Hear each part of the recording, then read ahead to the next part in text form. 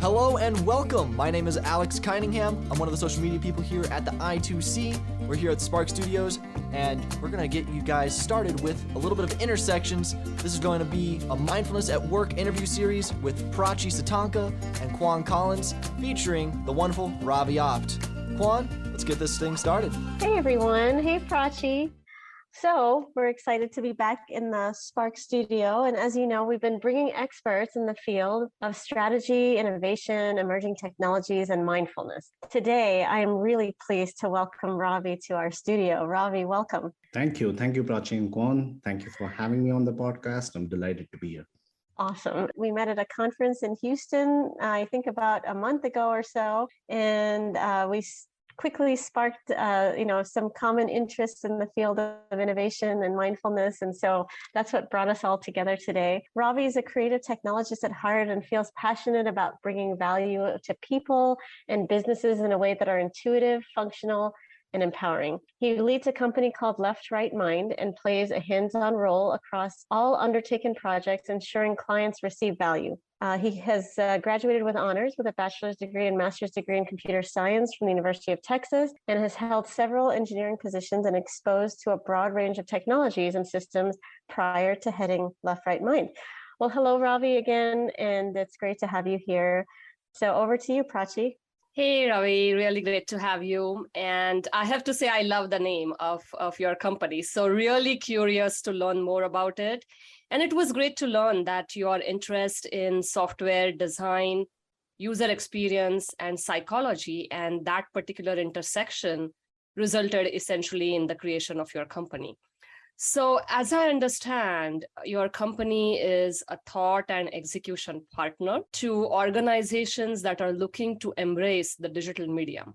That sounds really cool. So can you tell us a little bit more about your company and your journey and what motivated you to start it?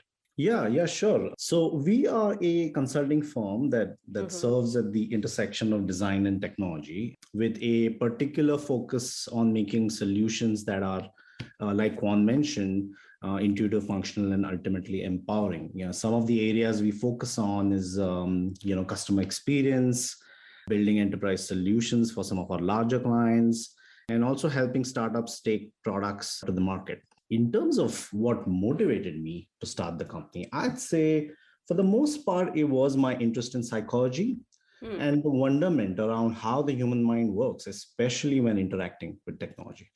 I recall a time back when Apple had launched the iPad. My son, who was 2 years old back then, would interact with the device just like he would interact with any other toy.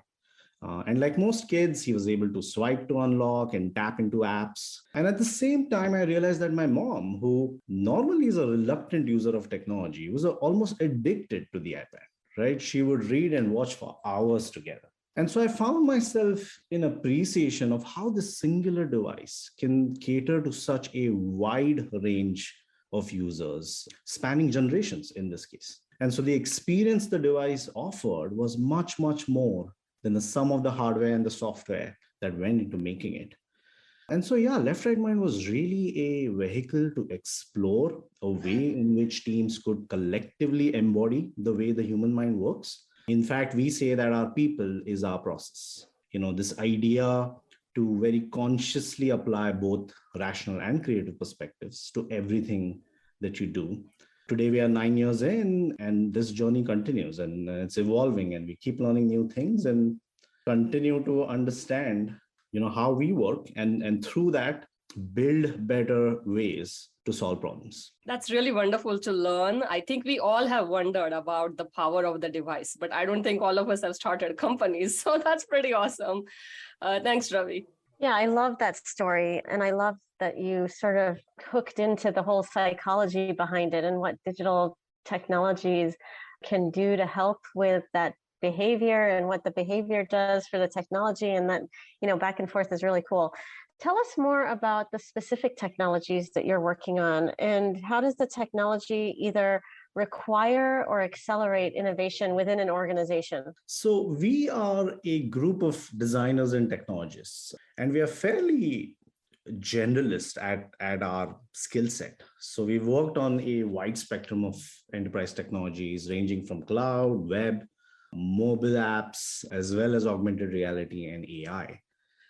In terms of the other part of your question, I'm starting to believe that technology doesn't require or even necessarily accelerate innovation. Yes, technology is great at accelerating the time it takes to go from a concept to a real world application. But then every concept requires an idea in the first place. And I feel ideas ultimately emerge from an innovative mind.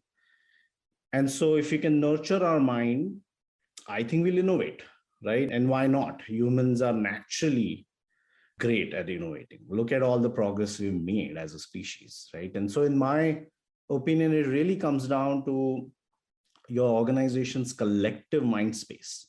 And I think those orgs that are genuinely able to create a psychological safe place for their employees are much more likely to innovate. We've had so many different guests on our podcast, and I have to say, I have heard that term, psychological safety, many times now, right? So couldn't agree more. There are all kinds of additional aspects, whether that's, just the autonomy and empowerment that the employees feel, right? So everything you are saying resonates very well. And I'm going to take a few tangents here, or maybe some left and right turns, if you want to use that. So in episode 3 of our podcast, Kuan and I talk about the culture of innovation, and we completely recognize that all these terms, culture, innovation, they are very up for interpretation. However, there are some ingredients, very specific ingredients, and you started mentioning a few that foster that culture of innovation. So, Ravi, in your opinion, what are some of these different facets of a culture of innovation that are important and are conducive to innovation? And I think that's sort of what you are building and promoting through your company. Absolutely. I loved that chat, by the way, Prachi and Kwan. And to my surprise, found it to be very similar to some of our thinking as well. The way we articulate the 3 facets is the liberty to question, allowance for errors, and bandwidth to experiment. And if you think about it, all these facets really require just one thing, and that's time. But then for a business, time is money. And hence, building a culture of innovation takes genuine investment. I don't think there are very many shortcuts to be had there. One good way that we've stumbled upon, I'd say, is to bake into our training, especially the training that we impart to new college grads, this culture of innovation. And so we impart these programs more like startup incubators, thereby exposing to this ideology early in their careers. And we found that to have a positive trickling up effect throughout the org.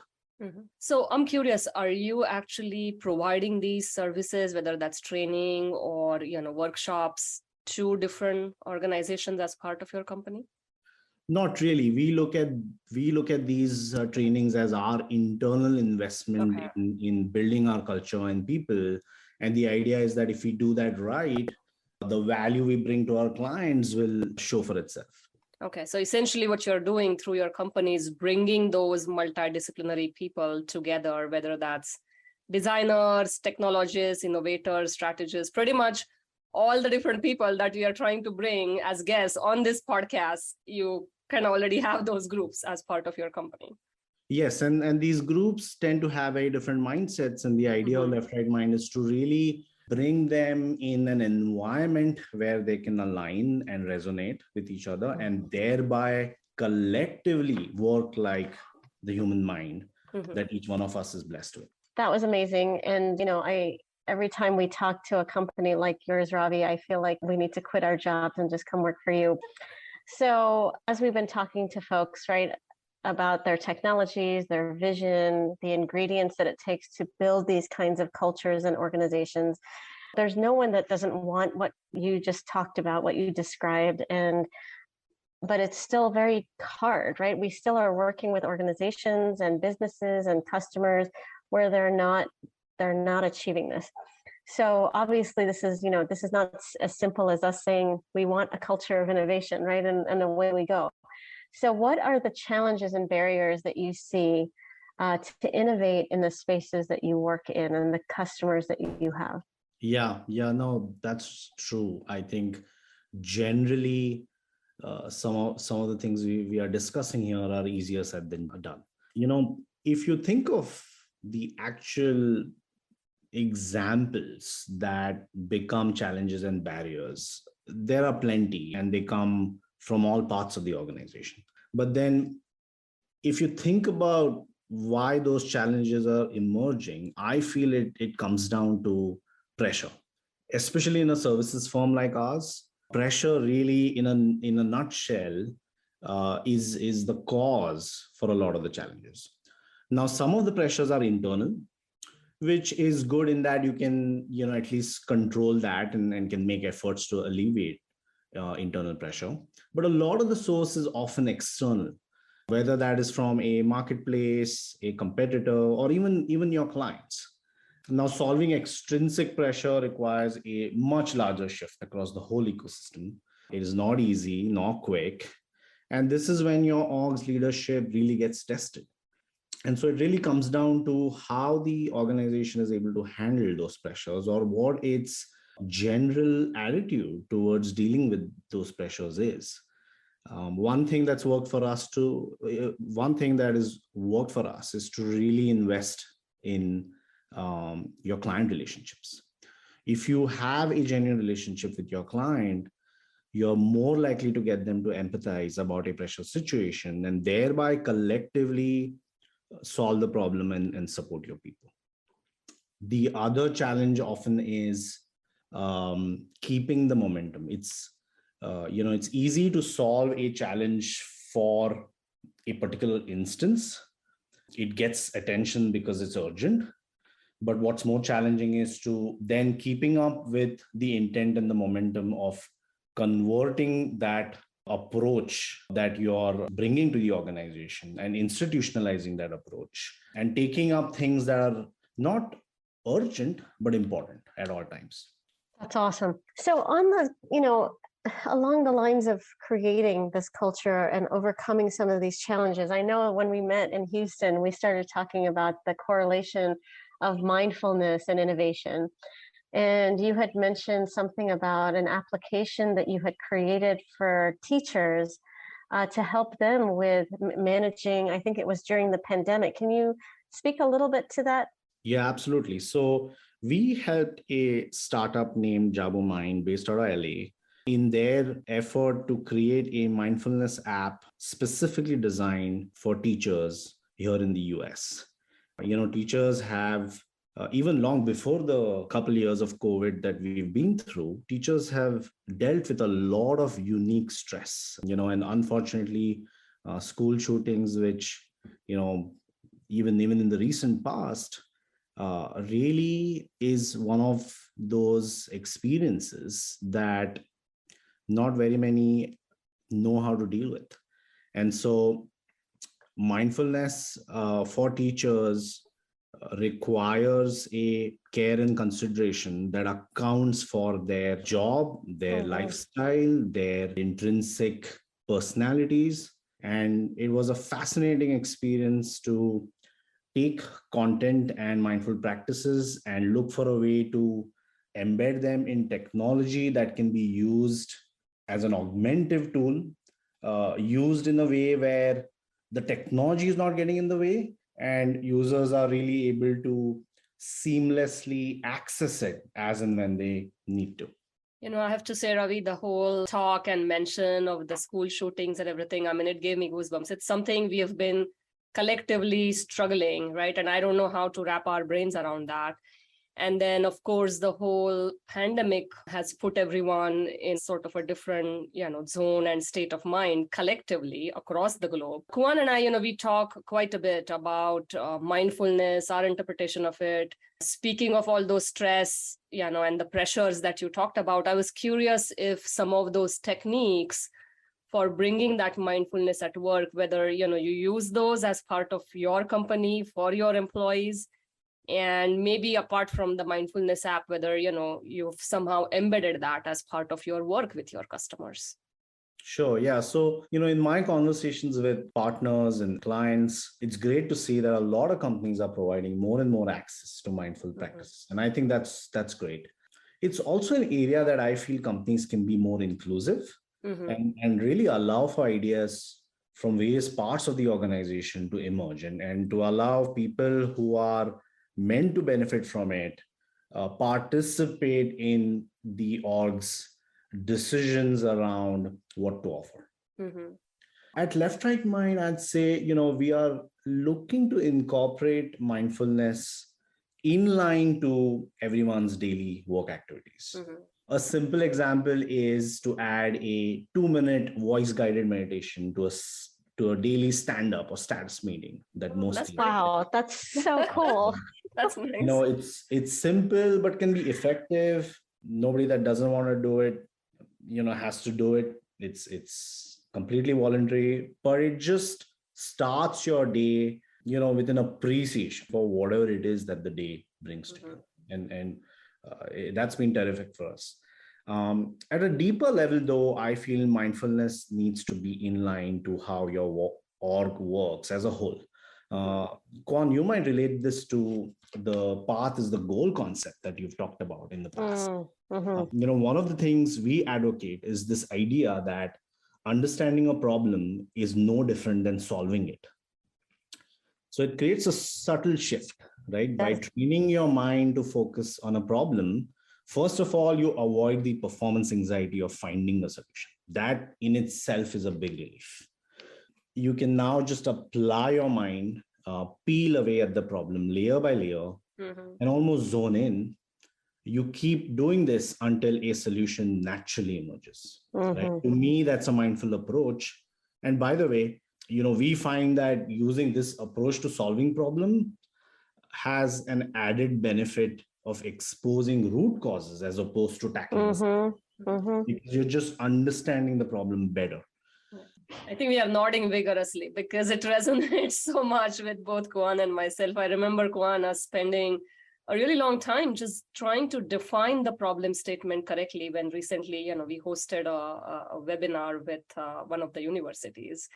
And in general, yes, that's been my philosophy too. But I love how you connected that very simply by saying identifying the problem is same as, the process of solving the problem. It's not disjoint. And I think oftentimes we make it very disjoint, or we just leave the problem statement portion of it, just, don't work on that at all and directly jump to the solution, which just happens so many times. And that doesn't help anybody. The other thing I love about this is like using that focus on the problem, because I'm hyper focused on the problem. If we don't understand the problem, we shouldn't even be doing anything, right? So let's start there, but then using that as your mindfulness like anchor, right? So we're almost like meditating on the problem first, and then figuring out where we go next, right? As once we've figured that problem out. That's really cool. That's beautifully put, actually, Kwan, meditating on the problem. I might just feel that. One more thing I'd like to add is, I think having a deeply collaborative environment also creates this positive comfort that our minds can find. We often think of mindfulness as something we do by ourselves, right? Some practice, some way of, being within yourself. But oftentimes I feel that, we are social beings. And for the most part, spending meaningful time with your colleagues is just as rejuvenating as spending a weekend with friends. And so building and cultivating healthy relationships at the workplace can fundamentally change, the stress levels that you experience, regardless of the challenges that you or your team might be facing. That's cool. And that resonates with another episode that we're about to produce on parasympathetic brain activation, that activating that part of your brain through the interactions that you have, the relationships that you have, and that sort of energizes you and renews you in a way that your brain can then function and be more creative, be more collaborative, and be more innovative. So that's so cool. So, I think we could probably talk to you for hours, Ravi, and just think about this problem together.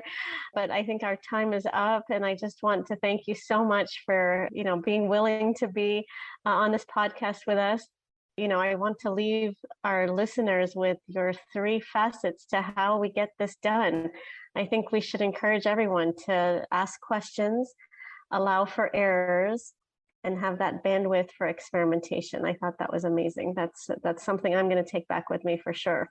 That's great. Thanks, Ravi and Kuan. I just have to say that I feel like just by having this conversation, it just felt like we peeled and uncovered, some more layers, right, of that whole intersection that we've been talking about between mindfulness, work culture, collaboration. So there were a few aha moments right here for me, and that's been pretty awesome. So thanks, Ravi. Thank you, Prachi and Guan. It's my absolute pleasure. I think I'm energized. I'm ready for a weekend of work and fun. All right, let's do it. Let's do it. All right. Thanks, everyone. Thank you. What a fantastic interview. Thank you very much, Prachi and Kwan. And Ravi, you really enlightened me when it comes to mindfulness at work. I'm really looking forward to the next one. I hope you guys are too.